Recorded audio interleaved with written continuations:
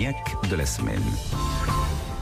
Notre niaque de la semaine, c'est donc Laurent Magdician, le cofondateur de WeHop. Alors, avec Béchar Arad, nous avons accueilli un X-Min. Voilà venir un Normal Sup Pont, un autre brillant sujet qui aurait pu rester salarié avec en première expérience un septennat chez Alstom Power.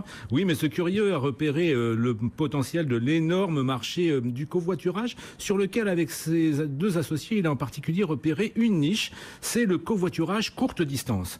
Un autostop urbain. Je crois que j'ai repéré le concept sur certains de vos outils de communication où vous mettez en fait en relation les piétons et les automobilistes qui passent à proximité. Une solution testée en région parisienne où elle a déjà du reste attiré la curiosité notamment de grands acteurs du transport public et que vous souhaitez maintenant déployer dans d'autres secteurs. Mais revenons peut-être au départ. Comment vous est venue cette idée, Laurent ?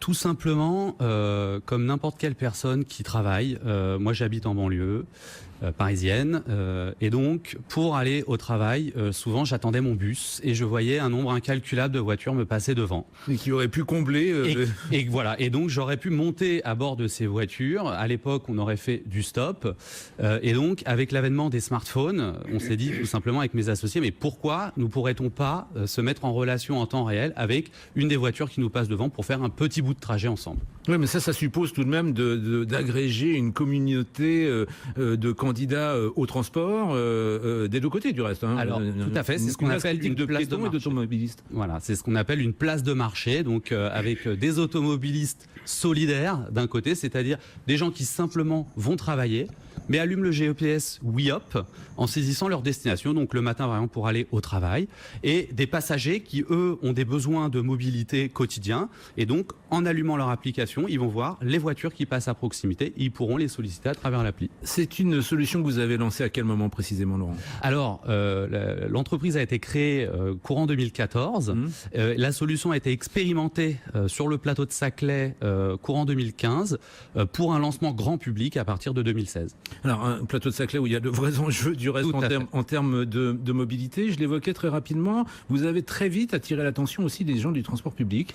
Et comment est-ce qu'une start-up comme la vôtre, une start-up scale-up, peut-être une future licorne, attire-t-elle l'attention, encore une fois, de mastodontes du secteur ? Alors, les services publics sont intelligents. C'est-à-dire que ils se sont rendus compte des limites de l'exercice de l'infrastructure lourde.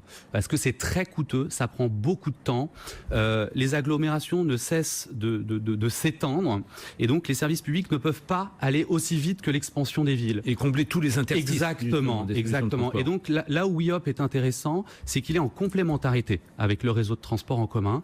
Et là où les transports en commun sont déficients, par définition, il y a beaucoup de voitures et c'est ces voitures qu'on va transformer en des petits minibus 3 places qui vont pouvoir aider les citoyens qui cherchent à se déplacer. Alors, on l'a déjà évoqué, il y a un enjeu en termes de masse critique pour une solution comme la vôtre. Aujourd'hui, vous avez réussi à agréger dans votre univers combien de personnes, combien de milliers de personnes ? Alors, on a 50 000 utilisateurs, sachant que nous, notre enjeu aujourd'hui, c'était pas forcément l'acquisition d'utilisateurs, mais stabiliser notre produit. Donc, on a fait 2 ans et demi de R&D.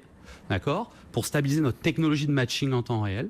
On a aussi une vingtaine d'entreprises clientes, un partenariat technologique avec Waze. Et donc maintenant, on est dans une optique de capter le futur marché qui va tripler les 3 prochaines années. Et c'est d'ailleurs pour ça qu'on est en recherche de levée de fonds actuellement. Alors on va détailler cela. Au passage, vous gagnez de l'argent comment ? Vous gagnez votre vie comment avec ce dispositif ? Aujourd'hui, notre modèle économique, c'est de faire payer les passagers 2 € par mois pour une utilisation illimitée. J'ai bien dit par mois.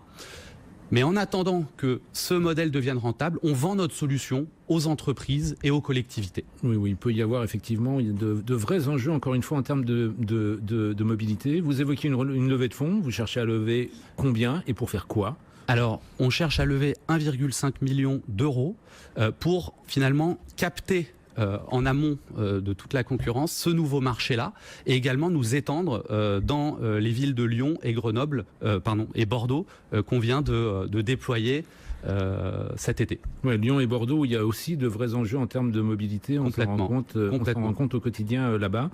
Il y a un marché du capital investissement qui est conséquent, qui est très actif en France. Vous avez bon espoir, vous avez déjà les premiers contacts. Comment est-ce que ça se passe? Comment est-ce qu'on se lance dans l'aventure comme cela, consistant à essayer de lever 1,5 million d'euros? Alors, déjà, on a fait un premier tour de table de 200 kilos euros en 2015, qu'on a fait un multiple avec tous les fonds publics. Aujourd'hui, on souhaite passer à l'échelle et donc, effectivement, on a l'écoute de beaucoup de VC actuellement pour faire cette levée de fonds. Une des questions qu'il doit vous poser, c'est est-ce que vous avez vocation à rester indépendant? C'est-à-dire C'est-à-dire qu'on peut imaginer qu'une solution qui attire comme ça l'attention d'un certain nombre de grands acteurs du transport public, ça peut très vite devenir une activité que l'on fidélise? Alors, effectivement, c'est une des possibilités. Donc nous, en tant qu'entrepreneurs, de toute façon, on regarde un peu toutes les possibilités qui s'offrent à nous. On ira sur celle qui nous paraît la plus prometteuse en termes de rapidité et de cohérence. On vous souhaite en tout cas que tout cela aboutisse et aboutisse rapidement. Merci beaucoup Laurent. C'est la fin de cette émission que vous pouvez aussi bien sûr retrouver en replay sur le site BFM Business. On se retrouve la semaine prochaine. À bientôt. BFM Business, l'entreprise BFM.